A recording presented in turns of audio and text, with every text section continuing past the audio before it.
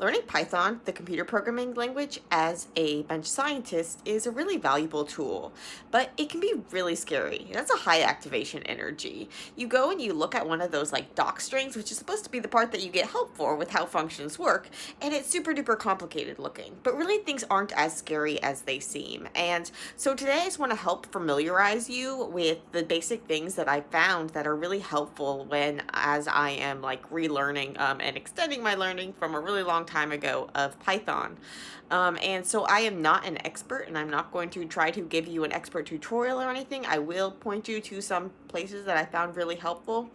I just want to familiarize you and get it. So if my goal is that you're not scared when you not scared to get started, and that you can kind of find your way around. Once you figure out kind of the formatting and how things work, then you can always look up things. And so those doc strings, like telling you how different functions work, this is going to be like your main tool. There's tons and tons and tons of functions, but you're not going to be able to memorize them all. Even the experts like don't have them all memorized, and they don't know what different arguments and stuff, like what goes in a function. What information do you have to give it for it to give you some information? What type of information is it going to give you? So you're constantly going back to the doc strings. But I remember the first time I saw a docstring, I was like totally terrified, and it really turned me off. And so I just wanted to show that, like, now that I understand how they work, they're really they're helpful and not harmful. A lot of the things that you see is optional, and so you don't even need to worry about most of it. And really, there's only usually just like a couple things that you actually have to give a function. So let's talk a little bit about functions, about packages. So there's some like built-in functions, or I guess modules. There's some built-in functions in Python, but then there are a lot of different functions that you will import from different modules. So this can include like pandas, numpy, matplotlib, seaborn. These are some of the ones I really highly recommend that you learn to use, and that I basically just import them all at the top. You can also make your own custom functions and import those. So that's what I was doing today. I was just playing around. And so I think one of the most helpful things is to really just find some problem that's like practical for you. So for me, I made a bunch of functions that were how to basically do laboratory calculations, like finding molarity, and doing like M1V1 equals M2V2, I guess, C1V1 equals C2V2. So unit conversions, all of this various things, finding a problem that is kind of like makes sense for you, and that has some meaning to you, might even be useful for you in the future. There's a lot of tutorials out there. There are some really great resources, but there's a lot of like analyzing petal length and various things like that. And if you have your own actual like a problem that's really interesting to you more, it can make it a lot more fun. And you find yourself Googling like crazy. So really that's Google and YouTube have been super duper helpful as I'm learning, and really just finding ways to do things. You'll find that one of the things too is that there's a lot of different ways to do things, and it's not that any way is better or worse. Well, sometimes there's ways that are better or worse, but there's never like, or I guess there's mostly never one way to do things. There's lots of different ways to do things, and so you kind of get to be creative, and it's so that can be kind of fun. And yeah, so that's the basics, I guess, I wanted to say about getting started. So basically, yeah, find those projects. So it can be simple things like laboratory calculations. If you then want to look at, maybe you want to start learning how to analyze bigger data sets. So using things like pandas. What you can do is, if you go to GitHub, people will have a bunch of code posted there. Like when people publish a paper, maybe they're doing some RNA sequencing, or they're doing some DNA sequencing, some ChIP-seq, some various thing like that. They'll have like code deposited at GitHub or whatever, and they'll have some custom Python scripts on there. You can use their custom scripts to try to analyze their data, to try to analyze other data. So there's tons of public data sets out there, and really it's just about like trying it out and exploring. But that first step, getting started, can be really scary. And so I just want to help you see that it's really not that scary, and what you should be looking for, and how you can find help, and then point you to some resources from real experts, because again, this isn't an expert opinion. This is just a beginner starting out. What I think is what I found really helpful, And what has made me less scared, like even just a few weeks ago, I was way more scared of the code than I am now. And so, yeah, again, I'm not an expert, so please, please, I know there's going to be mistakes and stuff, and I'm sorry, and I apologize. And I know I'm not the best person to do this, but people keep asking me, and so I will give just my perspective as a bench biochemist learning Python, and then point you to the resources that I have found most helpful. So I'm working in Jupyter Lab, which is one of my tips is to familiarize yourself with Jupyter Notebook. This is really, really helpful. I have some hints here, some tips here, some various shortcuts and things like that. But I've been doing most of my coding in Jupyter Notebook, and using Jupyter Lab, it actually allows you to do not just Jupyter Notebooks, but also do have a terminal window, text file, markdown, even R, various different things. And so more on that in another post, as well as at those references. But today I want to talk just about basics with the, like how you can get familiar with these different modules and what's what.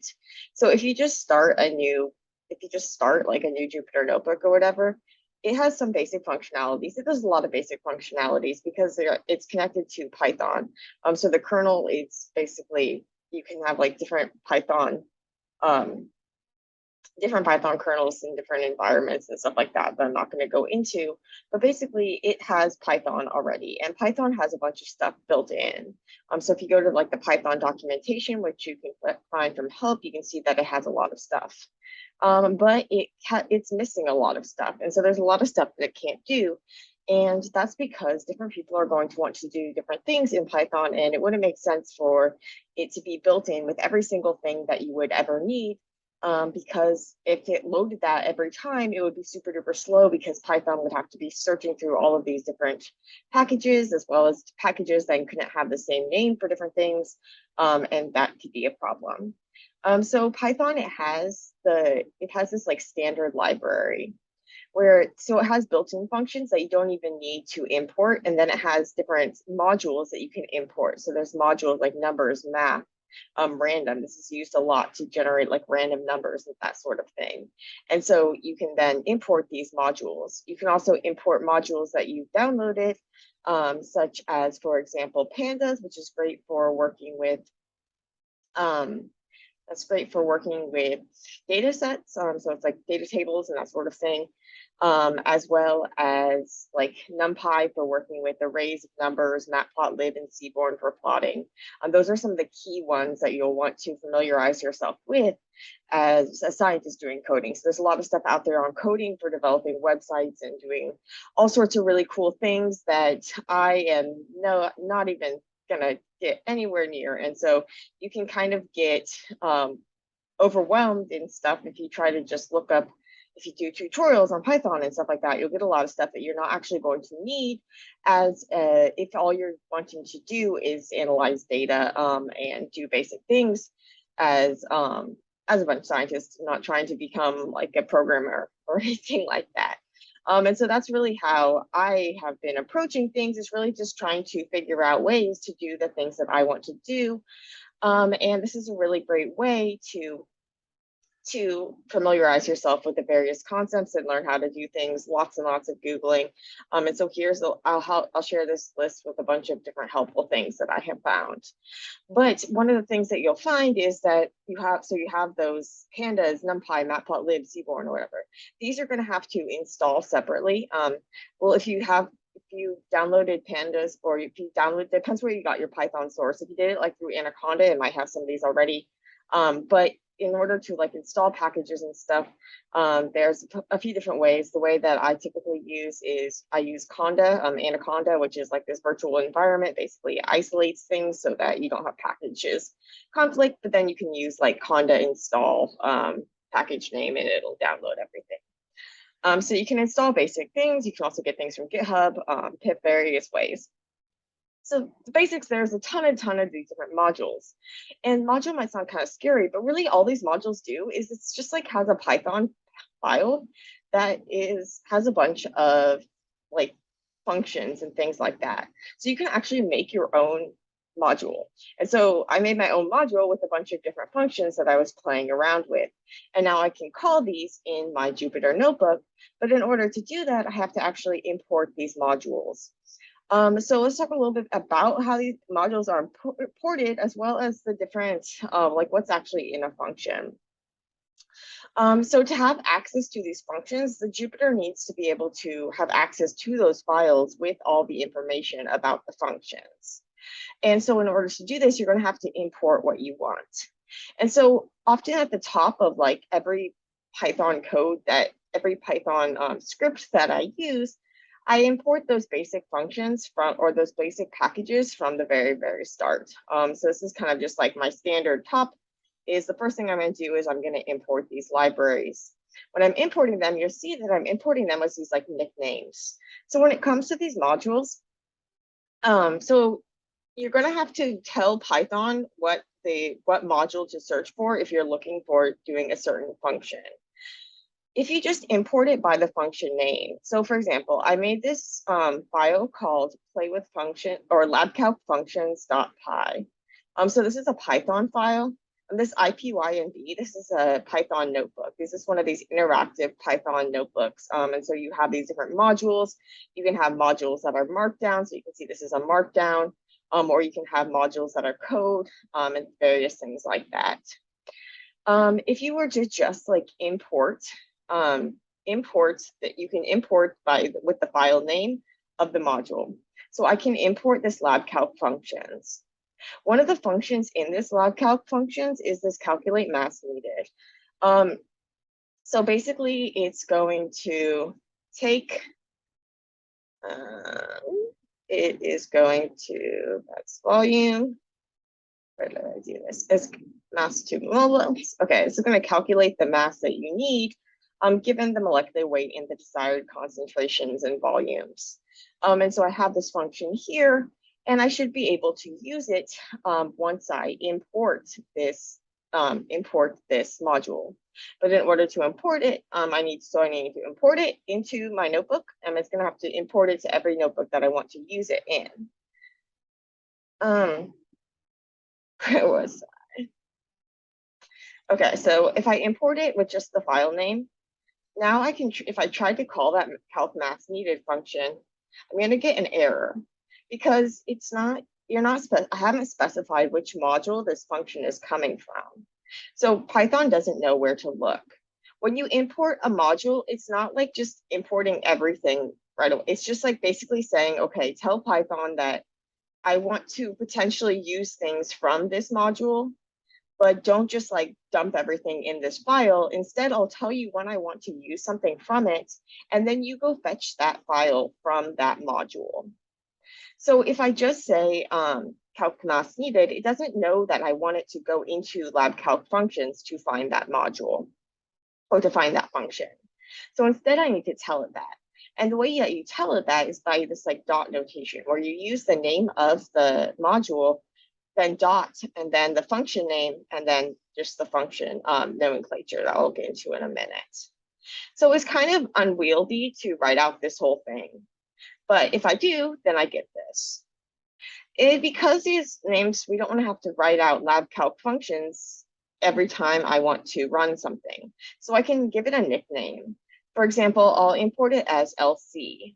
So if you do this import as LC, now I can just use LC at whatever I want. And I can import it as any other nickname I wanted, as long as it's not like it's something that's already used in Python. And so this is what we see when we import pandas as PD, or import matplotlib.pyplot as PLT, and numpy as NP. That's what that's doing. And so it's just giving it a shortcut, but you still have to call that module in order to access that function. If you just want a single function, or if there's a function that you're going to be wanting to use a lot, what you can do is you can import that function directly, and then you don't need to call it by its module name every time. So if from labcalc functions I import calc mass needed, now I can just call upon calc mass needed, and it will give me the mass that it'll give me the value without giving me an error, even though I haven't specified that I want it to use that specific module. There's also a way to import everything. If I wanted to, what I could do was I can do from lab calc function, and note that you can use tab to like autofill. And if there's multiple things, it'll give you the options.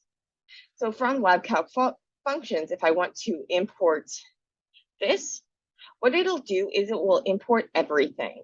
And then I'll be able to call all these different functions from their name. But this is typically not recommended for a few reasons. One is that it's going to make it harder to like troubleshoot and because you won't know where things are coming from.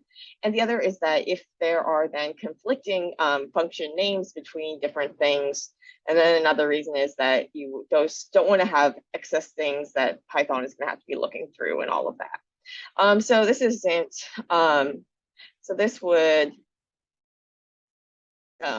import everything, not recommended usually.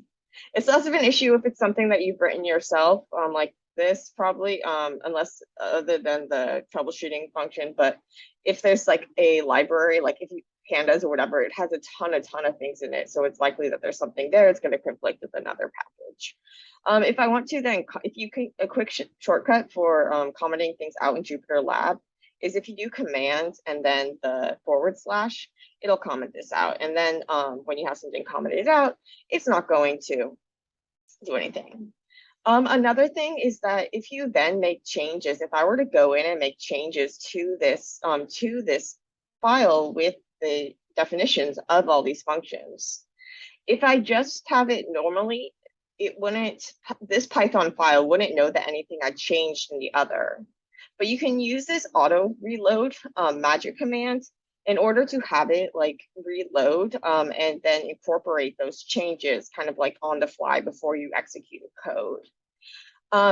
So to do this, I actually use this this auto reload tool, and it's really helpful. More about it here. There's different like ways that you can use it. The first time you use it, you're gonna have to run this load extension auto reload. But then if you were to run it again, it would say it's already loaded. And so you can then just like comment that out if you were to run this again. But I'm telling it to auto reload this module. So basically anytime I run a code, I want it to auto reload and make sure it's using the most recent version of that file. And I'm just specifying this LC because I don't want to have to do it to all of the NumPy and all of that. But then once you do this, you're able to then once you imported something, you can do all of these various things. And so I could use anything as long as I like specified. If I want to use anything from NumPy, I could specify it as np dot. And if I wanted to use anything from my custom one, I could do lc dot. And then if I import individual things, I'd be able to see that as well. So I could then use all of these different functions that were from my library. Another cool thing is that when you have functions, so in anything, you can get more information in Jupyter Notebook. If you do Shift Tab, it'll tell you these various things. One of the things it'll tell you if it's there is there's a docstring, which is going to tell you information about a various function. So if it's like a official library or official function or something like that, it'll have a lot nicer documentation. If it's something that you write yourself, then it's more likely to vary. So you can also get information by doing the question mark if you want it to then get like printed out. And so you can make a docstring by using like these by triple abbreviation, what do you call it, apostrophes before and after, and then it'll show up in the Python notebook. Just a note that I was having trouble, and I figured out that you have to actually like restart the kernel in order for those changes to take effect. But now you can then use it and use all these functions however you would want. So let's talk about what actually goes in a function really quick, because when you look at one of these docstrings, or when you look at the nomenclature and the notation and how to use these various functions, it can be really scary. And so if you go to help, you can see these various reference guides. So there's Python, depending on which libraries you have imported, it'll give you links to those libraries help guides. So here is the Python. You can see that there's various like built-in types, there's various you can get information. There's all sorts of different things like documentation, tutorials, installing different modules. It'll tell you more about the like global module index. So you can see that there's a bunch of different modules that you have access to if you import them, but some of these you wouldn't necessarily need in a various case.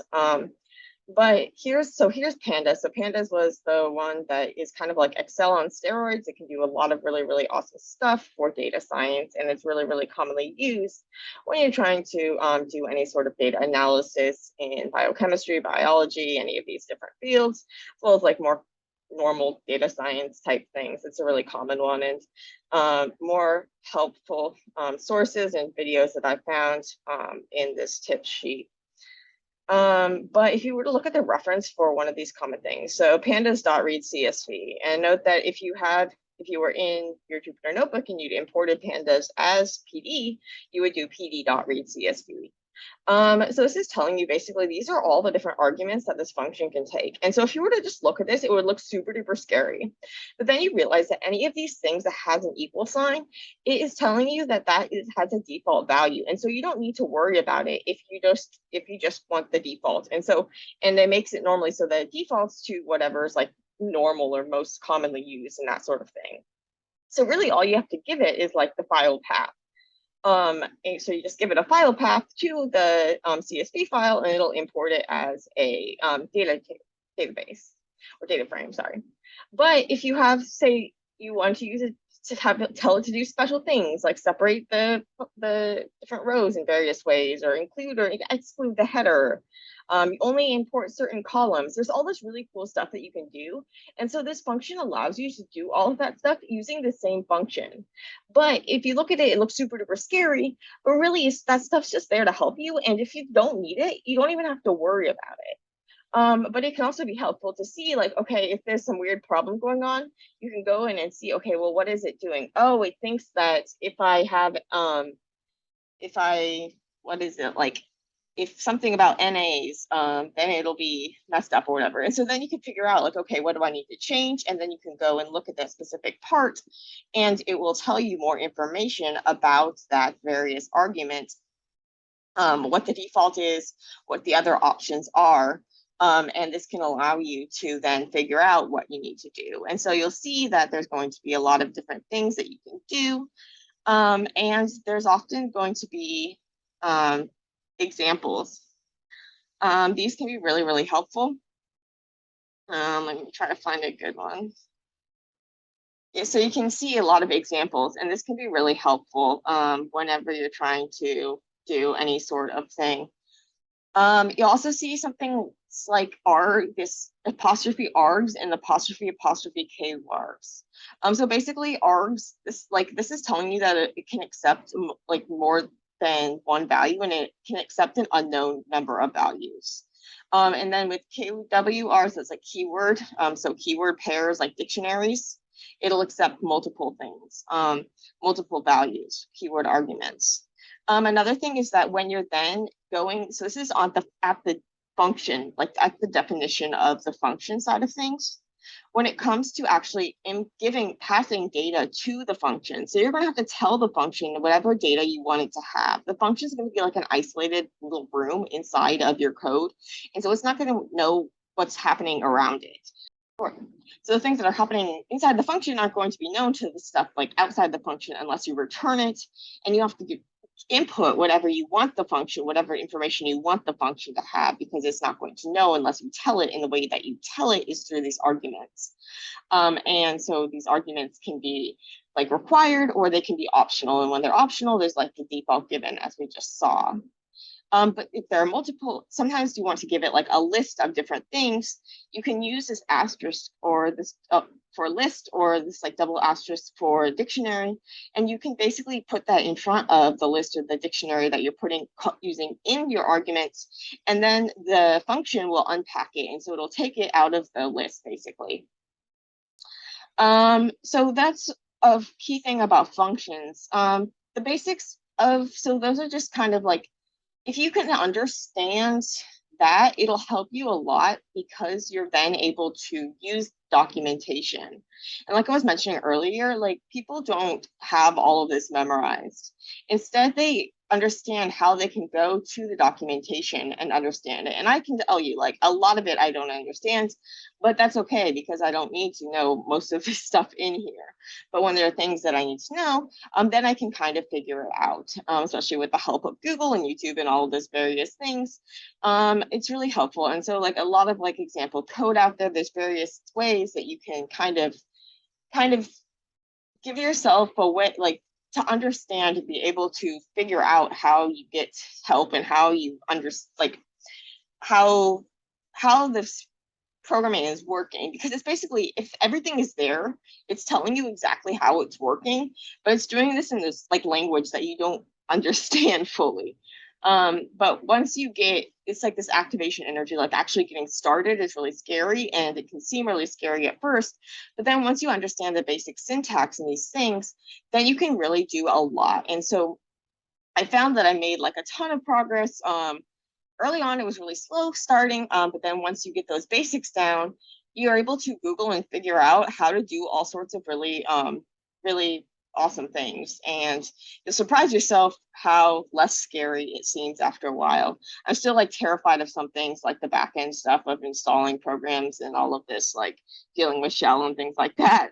But I'm a lot more comfortable with Python, even though I know that I'm like no way a pro and I have so much more to learn.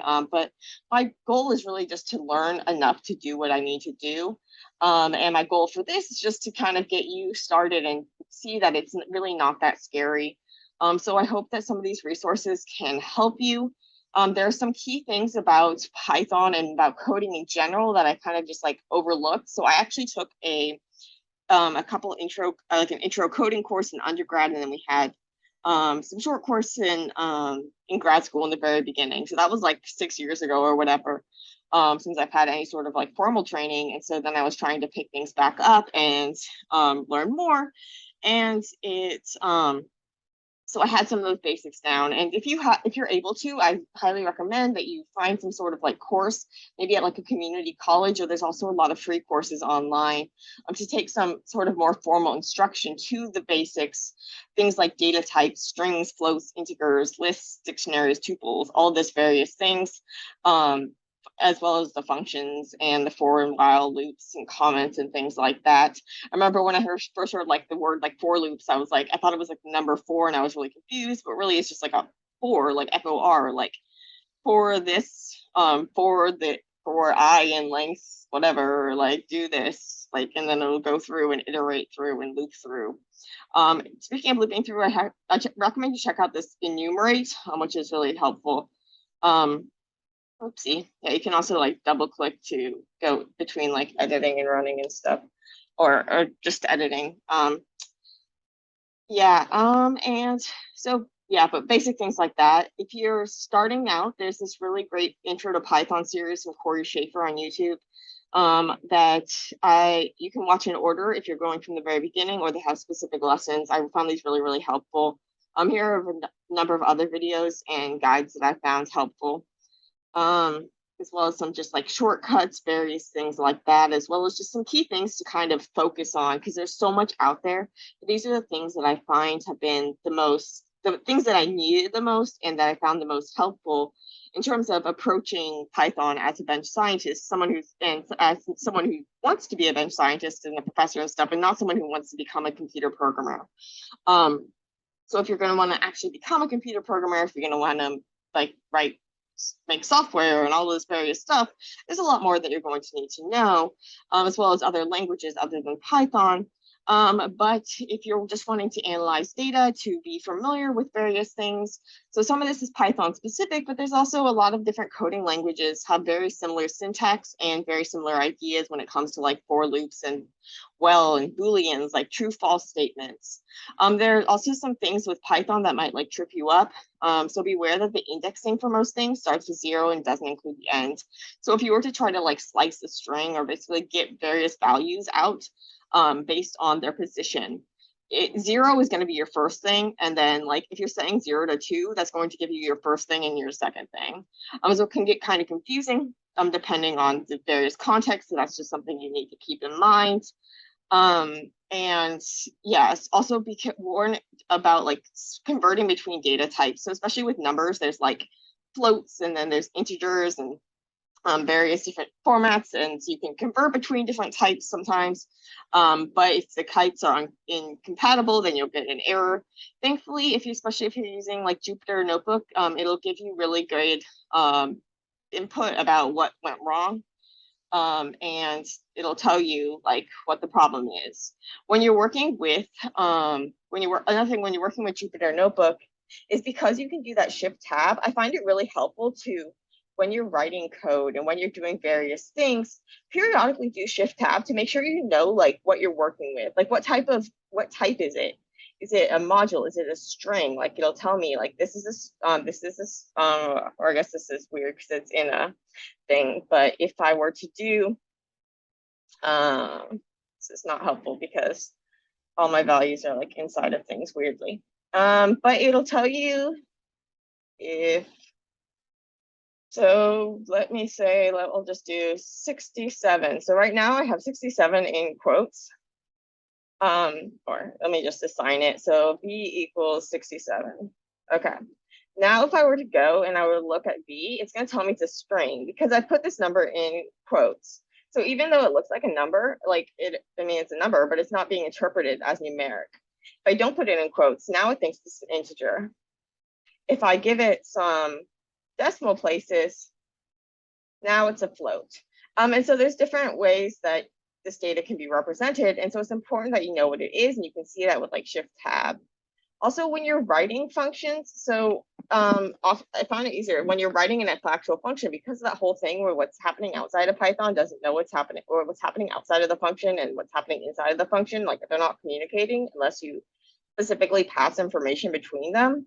When you're actually coding this, you're going to want to do it outside of an actual function so that you can then see the values. So if you were to have just this inside of another file, and I were to run this, and then I were to try to find the value, say, it would find the value. It wouldn't find the value, or find whatever value I find outside of the function rather than inside of the function. And so then you're going to want to be testing this outside of actual, before you actually put it in like a def or whatever you define your function. You're going to want to do it outside of the function. And also be aware then that instead of return, if you want it to do something else like print or whatever.